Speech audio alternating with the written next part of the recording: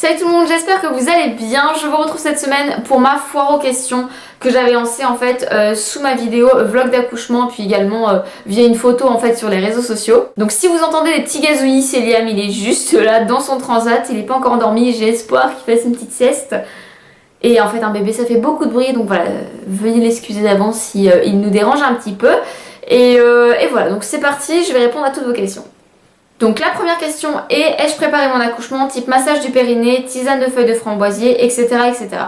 Alors non, je n'ai pas fait tout ce que tu viens de citer, mais par contre il me semble que je vous en avais déjà parlé, j'ai pris de l'homéopathie que ma sage-femme m'avait prescrit, donc à prendre en fait dès le début du 9e mois de grossesse. Ensuite il y avait des tubes aussi à prendre avant de partir à la maternité, puis ensuite pendant le travail, et puis également des tubes à avoir pour après l'accouchement. Donc voilà, c'est tout ce que j'ai fait, enfin c'est tout ce que j'ai pris finalement pour préparer l'accouchement. Et puis également après j'ai pris des cours de préparation à la naissance, mais voilà, tout ce qu'il y a de plus basique, hein, rien de plus, rien de moins. Donc voilà.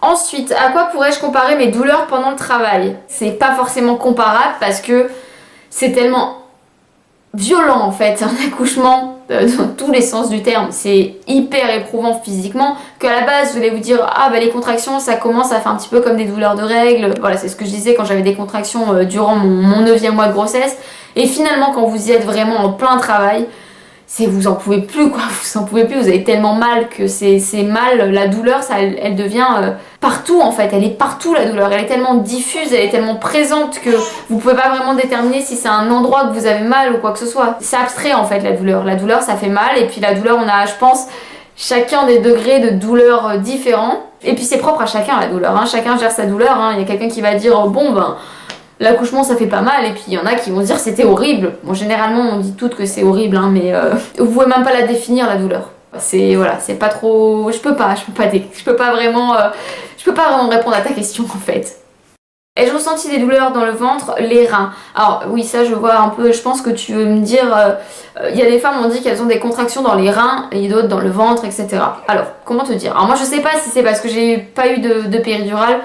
Je pense pas, enfin j'en sais rien en fait pour tout vous dire, mais j'ai pas ressenti forcément des contractions dans les reins ou forcément dans le ventre, c'est-à-dire que la douleur elle était tellement omniprésente que j'avais mal partout. Donc j'ai eu mal au dos, j'avais mal au ventre, mais j'avais mal tellement partout que je peux pas vraiment dire si c'était plus dans les reins, plus dans le ventre. J'avais mal, j'avais mal, point barre. Ai-je consulté des médecins ou autres type acupuncteur après l'accouchement? Alors oui, j'ai consulté en fait un ostéo. J'avais entendu dire que c'était bien en fait de voir un ostéopathe parce que l'accouchement c'est assez violent, donc que ce soit pour vous finalement votre bassin en fait peut bouger, donc c'est bien de pouvoir remettre ça en place. Et j'avais demandé du coup à la sage-femme si je pouvais en fait prendre rendez-vous de suite, s'il fallait mieux que j'attende, etc. Et en fait elle m'avait dit, je vous le dis pour ça qui compte en fait aller chez l'ostéo après l'accouchement, elle m'avait dit de prendre le rendez-vous grand maximum 6 semaines après l'accouchement. Parce qu'en fait, votre bassin, s'il a bougé, il va se mettre dans une position et ça va être difficile en fait de le remettre après un peu plus dans sa position d'origine, on va dire. Voilà, donc ça, également pour votre bébé, c'est vachement bien parce que voilà, c'est quand même pas anodin, hein, c'est quand même difficile aussi pour lui, hein, l'accouchement. Donc il peut avoir aussi des os qui ont bougé, et puis par exemple un bébé que vous allez voir que finalement dans les prochaines semaines, qui tourne souvent la tête à droite, ou voilà, qui reste souvent dans une position, c'est peut-être que finalement il a un problème, il a une vertèbre qui est pas bien mise. Donc ça pourrait être utile de consulter un ostéo pour lui remettre finalement ça en place, et puis comme ça tout rentre dans l'ordre pour tout le monde. Puis moi un bébé qui pleure beaucoup aussi, peut-être que finalement c'est parce qu'il a mal quelque part, il a peut-être eu un os qui a été déplacé, donc voilà, c'est bien de consulter je pense un ostéo. Est-ce que Chris est là quelque temps à la maison ou peut-il partir à tout moment? Alors c'est marrant que tu me poses cette question parce qu'en fait actuellement il est parti, mais c'est pas à tout moment parce qu'en fait on le savait qu'il partirait en fait un mois après la naissance de Liam, donc là il est parti pendant un mois à l'étranger. Voilà, c'est tout, j'ai pas de nouvelles depuis. Voilà, oui, écoutez, on fait avec, hein, c'est comme ça, c'est le métier qui veut ça. Mais sinon, est-ce qu'il pourrait partir à tout moment à l'avenir? Oui, j'ai envie de dire oui, parce que là c'était prévu, mais c'est vrai que finalement, dans ce métier on peut pas tout prévoir, hein, donc oui, c'est possible qu'il puisse partir à tout moment, comme il aurait pu partir avant, mais pour le coup, là, ce mois-ci c'était prévu. Est-ce que Liam est gentil? Alors oui, il est très gentil. Franchement, on a eu beaucoup de chance. Enfin, moi je trouve qu'on a beaucoup de chance. De toute façon c'était un bébé calme dans mon ventre et j'avais espoir qu'il le reste également à la sortie. Et non, il est adorable. Il est adorable, il est vraiment gentil. Il pleure pas pour rien en fait. Hein. Il pleure parce que c'est un bébé, qu'il a faim, parce qu'il a quelque chose en fait. Mais vraiment, voilà. Il est très gentil effectivement et on est vraiment comblés. Il est super. Est-ce que je vais le montrer en vidéo? Alors absolument pas, ça c'était prévu dès le départ. Je n'ai rien contre les personnes qui le font, hein, qu'on soit bien clair. Je regarde plein de vidéos finalement de famille, etc. J'adore, je trouve ça super. Maintenant, finalement quand j'y réfléchis, je trouve que c'est risqué. Moi j'aimerais pas voilà, que y ait n'importe qui de pervers ou je ne sais trop quoi qui tombe sur mon enfant en vidéo. C'est un truc, pour moi c'est inimaginable, je préfère le préserver de tout ça. Et puis voilà, après aussi c'est vrai que déjà avec le métier de Chris c'est pas terrible finalement que déjà moi je m'affiche sur internet. Donc non, vous ne le verrez jamais en vidéo, mis à part ce que je peux montrer déjà en photo, c'est-à-dire son corps quoi, son corps, voire le bas de son visage, sa bouche. Mais voilà, c'est tout ce que vous verrez de mon petit bébé. Mais pour les curieuses, il est trop mignon et voilà, moi aussi je suis super frustrée finalement de pas vous le montrer parce que bon, après je sais pas si je suis très objective parce que pour moi c'est quand même mon bébé donc je le trouve magnifique, mais non, il est carrément craquant. Franchement il est très très mignon et je suis désolée parce que vous le voyez pas mais je laisse faire votre imagination. À quoi ressemblent mes journées depuis la naissance de Liam? Alors, écoutez, elles ressemblent à mes journées quand il n'était pas présent, hein. C'est juste que finalement quand il commence à pleurer, j'accours, donc c'est sûr que je lâche tout pour m'occuper de lui. Mais finalement après, je fais exactement les mêmes choses qu'avant. Avec Chris on sort finalement comme avant, avec lui, hein, donc c'est juste qu'il est là en fait, mais sinon ça ne change rien. Pour tout vous dire, quand je fais le ménage et que je passe l'aspirateur alors qu'il est en train de dormir, je continue à le faire en fait et lui ça le dérange pas du tout et je pense que c'est pas mal finalement de les habituer au bruit parce que moi en fait le bruit ça le dérange pas du tout et puis en fait notre train de vie n'a pas forcément changé mis à part qu'on est plus deux, on est trois quoi, c'est tout. Après mon séjour à la maternité, est-ce que je vous conseillerais d'enlever, voire d'ajouter surtout des choses à mes listes de maternité? Alors franchement, non, pas du tout. J'ai une fille qui était avec moi au cours de préparation à la naissance, elle m'a dit moi écoute, j'ai vu ta vidéo et je les ai pas mis en plus, les fringues pour papa, et finalement ça nous aurait servi. Donc voilà, écoutez non, regardez ces listes finalement, même des choses dont nous on ne s'est pas servi, finalement ça aurait pu servir à d'autres. Donc on sait jamais, mettez tout ce qu'il y a pu avoir dans mes listes, ça peut être utile. Est-ce que je fais des achats de dernière minute pour bébé ou moi? Alors absolument pas. Je pense que celle qui a dû me mettre ça, c'est parce qu'en fait elle peut-être pour la naissance, des habits bébés pour la naissance, etc. Alors non, pas du tout, parce que déjà il faisait quand même 3,230 kg, ce qui est un poids normal hein, pour un bébé. Voilà, c'est pas non plus c'est normal en fait, un bébé de poids normal. Mais c'est pas une crevette non plus. Mais en fait j'avais acheté que du 1 mois et c'était très bien parce qu'au moins il était à l'aise. Alors certes c'était un petit peu large, un petit peu grand. Mais finalement le naissance il aurait pas mis longtemps donc j'étais très contente de ne pas avoir acheté de naissance, c'est difficile. Et puis pour moi écoutez non, je m'étais bien organisée, j'avais pas besoin de plus de choses et puis j'avais dit que si jamais j'avais besoin de certaines choses etc je demanderais à Chris et en fait non, j'ai pas eu besoin d'achat de dernière minute. Est-ce que je compte faire des vidéos sur le séjour à la maternité, le retour à la maison, est-ce que j'ai pris mes marques tout de suite une fois rentrée à la maison, etc. Alors non, je ne compte pas faire de vidéo à ce sujet, mais je vais vous faire un condensé en fait maintenant tout de suite.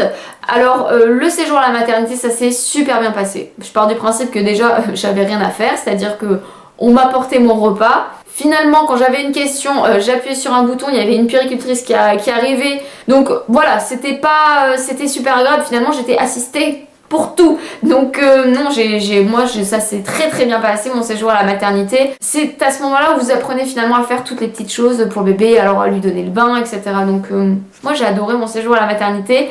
Le point négatif, je vais dire pour l'allaitement en fait, parce que il y a deux écoles. C'est-à-dire que vous allez avoir des puéricultrices qui vont vous dire ah mais alors en fait il faut réveiller bébé hein, parce que s'il a pas tété il faut le réveiller, il faut le faire manger et puis moi j'étais là mais il dort si bien je vais pas le réveiller et puis d'autres où je leur disais donc je dois le réveiller mais non mais ça va pas, c'est que vous avez dit ça. Donc voilà, on va dire qu'il y a du coup des puéricultrices qui sont pour quelque chose, d'autres qui sont pour autre chose et du coup finalement vous êtes au milieu et il faut faire le bon choix quoi. finalement écoutez-vous, hein, ou choisissez l'une ou l'autre. Après le retour à la maison, ça s'est super bien passé. Moi j'étais trop contente finalement de rentrer à la maison, même si mon séjour s'est bien passé, mais j'en avais trop marre en fait de rester dans ces quatre murs, de rester sur ce lit, de voir Chris dormir dans un fauteuil à côté de moi. D'avoir finalement aussi des gens qui viennent très souvent, hein, parce que même si vous les appelez pas, bah, vous avez après la puéricultrice qui passe, pour faire les papiers il y a quelqu'un qui passe, pour vérifier bébé vous avez aussi le pédiatre, donc il y a quand même pas mal de passages, donc c'est fatigant. Et moi j'en avais marre de ce lit et j'avais juste envie de retrouver mon lit, et puis j'avais envie qu'on soit en fait tous les trois et pas que de voir Chris sur un fauteuil, pas de, voilà, je voulais juste qu'on soit tranquille à la maison quoi. Et du coup le retour à la maison ça s'est très bien passé, moi c'était ma meilleure nuit, j'ai trop bien dormi, c'était parfait en fait de rentrer chez soi. J'avais posé toutes mes questions finalement pendant mon séjour à la maternité, donc tout se passait très bien, tout s'est très bien passé, mais j'ai quand même eu un petit baby blues, hein, ça je pense que finalement c'est les hormones qui redescendent et vous en pouvez plus, et voilà, je sais pas pourquoi j'avais envie de pleurer, j'étais pas bien, donc c'était 3-4 jours qui ont suivi le retour à la maison. Et voilà, je suis avec quelqu'un de formidable qui m'a beaucoup épaulée pendant ces moments-là et qui m'a dit mais non mais arrête de pleurer, t'inquiète pas, ça se passe bien, t'es super, t'y arrives super bien. Et voilà, il m'a reboosté et c'était... Heureusement qu'il était là parce que vous y pouvez rien et finalement si vous avez envie de pleurer, vous pensez que vous n'allez pas y arriver, etc. etc. Alors qu'en fait tout se passe très bien. Mais voilà, moi j'étais au plus mal, donc en fait tout se passait très très bien. Mais heureusement voilà, Chris a été là pour me faire tous les compliments possibles et imaginables qu'il me fallait en fait à ce moment-là. Donc ça s'est quand même finalement bien passé. Quel était mon ressenti postpartum, mon corps, etc. Alors comme je vous ai dit, 3 jours après le retour à la maison, j'ai fait un gros baby blues, donc le corps aussi rentrait dans ces critères, c'est-à-dire que je me sentais mal dans ma peau parce que finalement vous avez vos kilos en trop qui sont encore présents, hein, mais votre ventre n'est plus là. Donc c'est vrai que c'est un peu perturbant je pense. Après moi en fait j'avais pas de vergeture tout le long de la grossesse, je n'ai pas eu de vergeture et en fait au moment de l'accouchement j'ai eu des vergetures. Donc j'ai eu quelques vergetures sur le côté en fait des hanches, sous la poitrine, à la montée de lait en fait, j'avais eu beau mettre de l'huile, beau hydrater en fait à la montée de lait, mes seins ont doublé de volume et du coup voilà, j'ai eu des vergetures sous la poitrine. Mais je pense qu'après ça c'est inévitable en fait les vergetures, je pense que c'est héréditaire aussi donc finalement... Bon tant pis, j'ai eu des vergetures et moi ce que je dis toujours à mes copines qui me disent oh mon dieu mais j'ai des vergetures, c'est horrible et tout, mais regarde on a fait un beau bébé quoi, donc on s'en fout quoi. Sur le coup je m'en foutais pas, hein, comme je vous dis 3 jours après j'étais au plus bas, mais bon après coup une fois que le baby blues était passé, je me dis c'est vrai on s'en fout quoi, enfin voilà. Elles sont là, alors certes c'est un peu disgracieux mais je m'en fous quoi. Je m'en fous parce que je me dis que j'ai un bébé en bonne santé, que je suis en bonne santé et qu'on a une belle famille, donc peu importe. Suis-je contente de mes achats de puériculture et notamment ma poussette? Alors oui, je suis très satisfaite de ma poussette et tous mes achats de puériculture. Le transat, là il est dedans, il est trop bien, d'ailleurs il s'est endormi, il est au top. Ensuite, tous mes achats de puériculture, j'en suis très satisfaite. Ma poussette elle est super, voilà, je suis très très contente de tous mes achats de puériculture. Ai-je le temps de m'occuper de moi? Et je cumule avec une deuxième question, c'était où trouves-tu le temps de faire tes ongles? Qui m'avait fait beaucoup rire. Alors du coup, oui, écoutez, j'ai le temps de m'occuper de moi, hein, parce que comme je vous dis, finalement mon quotidien n'a pas forcément changé. Donc je me fais les ongles, et pour répondre à cette question, je fais les ongles quand bébé dort. Voilà, bébé dort et je me dis, je vais en profiter, je vais prendre soin de moi, je me fais les ongles. Je pense que c'est important encore après, une fois que bébé est là, de quand même s'occuper de soi et voilà, de prendre soin de soi. C'est nos petits moments aussi à nous. Comment se sont passées les visites à la maternité? Pas trop fatigant, etc. etc. Alors, étant donné qu'en fait Chris partait 1 mois après le terme de ma grossesse, ça on le savait d'entrée, comme je vous dis, là il est pas là actuellement, on le savait. Et en fait on souhaitait que personne ne vienne nous voir. Alors peut-être il y a des gens ça va leur paraître aberrant, etc. Nous c'était comme ça, on préférait en fait avoir notre cocon, on préférait vraiment commencer en fait cette relation à 3, commencer à s'occuper de notre enfant tous les deux et pas avoir des gens à la maison. Sachant que nous, faut remettre tout dans le contexte, hein, on vit en fait très éloigné de notre famille. Donc déjà, les gens s'ils viennent nous voir, on était obligé de les héberger. Donc c'est compliqué finalement d'héberger quelqu'un quand on a un nourrisson, quand il se réveille toutes les nuits et machin. J'avais pas envie de me prendre la tête, Chris non plus, on n'avait pas envie de se poser ce souci-là de, entre guillemets, s'occuper un petit peu de toute la famille. Et puis si on disait oui à quelqu'un, il fallait dire oui et finalement à tout le monde. Donc on a préféré dire écoutez, on veut personne à la maison au début. Donc là c'est pour tout vous dire, il a 1 mois et demi, ma maman va le rencontrer pour la première fois la semaine prochaine. Donc c'est pour vous dire à quel point... voilà, on a décidé que c'était comme ça, c'était mieux pour nous, donc il n'y a pas eu de visite à la maternité et c'était pas plus mal parce que moi j'ai des copines qui finalement ont eu beaucoup de monde à la maternité et elles étaient épuisées, arrivées à la maison, elles en avaient marre quoi, ça les avait saoulées et elles n'ont pas du tout bien vécu leur séjour à la maternité. Et finalement aussi quand on allaite, on n'est pas forcément à l'aise. Moi j'aurais pas forcément été à l'aise d'allaiter Liam comme ça. Et maintenant je le suis beaucoup plus parce que j'ai trouvé des petites techniques pour être à l'aise. On a une routine qui fait que maintenant ça va mieux. Donc voilà, pour toutes ces petites choses. Et puis aussi, j'en ai parlé ça avec pas mal de monde. Et c'est vrai que finalement aussi avoir, je sais pas moi, la grande tante et puis je ne sais trop qui dit moi à mon époque on faisait comme ça, tu devrais faire ci, tu devrais faire ça. L'allaitement ça se passe comme ci, ça se passe comme ça, donne-lui le biberon parce que moi je lui donnais le biberon. Mais en fait avoir l'avis de tout le monde, et c'est étouffant finalement. Et vous avez juste envie de faire comme bon vous semble pour votre enfant et comme vous avez prévu aussi avec votre conjoint. Donc c'était mieux et nous on a adoré faire ça comme ça, c'était mieux pour nous. Et là j'en suis très satisfaite parce que finalement maintenant les gens ils ont beau me dire à mon époque c'était comme ça. Alors maintenant ça glisse quoi. C'est-à-dire que je m'en fous parce que on a notre routine déjà. Et c'est très bien comme ça. Et maintenant, les conseils bien bons ou mauvais des autres, et en fait, ça nous passe au-dessus parce que on sait comment élever notre enfant. Maintenant, on le sait quoi. Comment Chris est avec bébé? Est-ce qu'il a peur de le prendre? Est-ce qu'il a eu peur de le prendre? Etc. etc. Alors, pas du tout. On n'est pas du tout entouré d'enfants tous les deux. On savait pas trop comment c'était. Moi, j'avais jamais changé une couche. Pour tout vous dire, c'était un petit peu tout nouveau pour nous. Et alors je ne sais pas pourquoi mais ça a été une révélation tous les deux, ça a été instinctif, on a tout de suite pris bébé sans avoir peur de lui faire mal, alors je me mets dans le lot parce que moi j'avais un petit peu peur finalement de tout ça aussi et alors ça a été instinctif.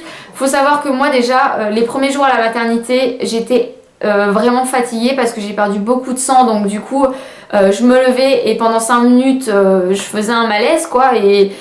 Et si Chris n'avait pas été là, j'aurais pas pu m'en occuper. Si c'était pas Chris, c'était une puéricultrice en fait qui s'en occupait de Liam. Au tout début, c'était comme ça, tellement j'étais mal quoi. Et ça a été instinctif pour lui en fait. Il l'a pris, c'est le premier à avoir changé sa couche, c'est le premier à l'avoir habillé. Moi, pour tout vous dire, je suis rentrée à la maison, j'avais pas encore changé une seule couche. Donc voilà, c'est vraiment à ce point-là. Et ça a été instinctif. C'était super et non, il n'a pas peur du tout. Ça s'est très très bien passé et c'est un super papa quoi. Tu es une jeune maman comparée aux femmes de nos jours qui attendent de plus en plus pour avoir des enfants et je me demandais si ça t'avait posé problème durant la grossesse. Alors, tout d'abord, quel âge me donnes-tu?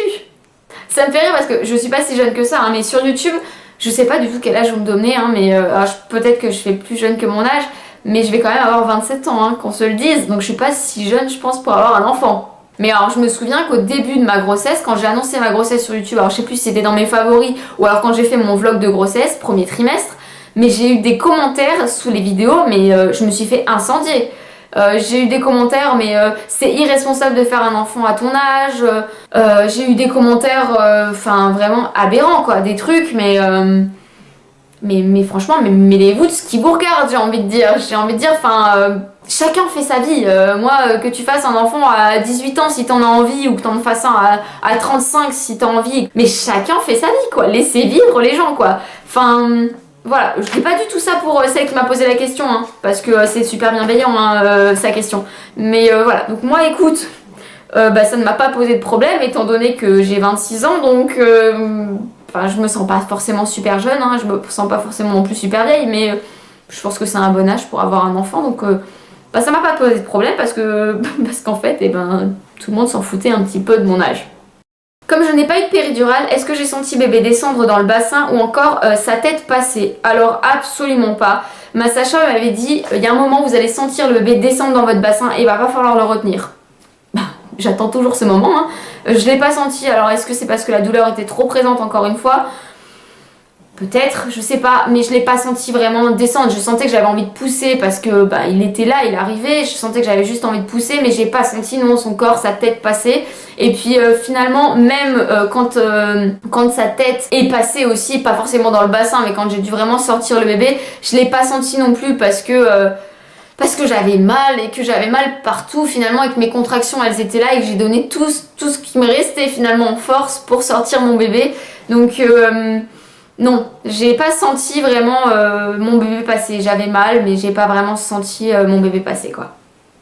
Est-ce que j'ai réalisé tout de suite être maman et que Liam était mon bébé? Non, pas du tout. Alors il y a des gens qui disent oui mon Dieu, au moment où on le met sur nous, c'est voilà. Alors moi en fait au moment où je l'ai pris, que je l'ai mis sur moi, j'étais soulagée parce que déjà d'une c'était fini. Et c'est bon quoi, il allait bien, on allait bien tous les deux. Et c'est bon, on était trois et c'était bon quoi. Voilà, moi c'était surtout ce côté soulagement que tout allait bien.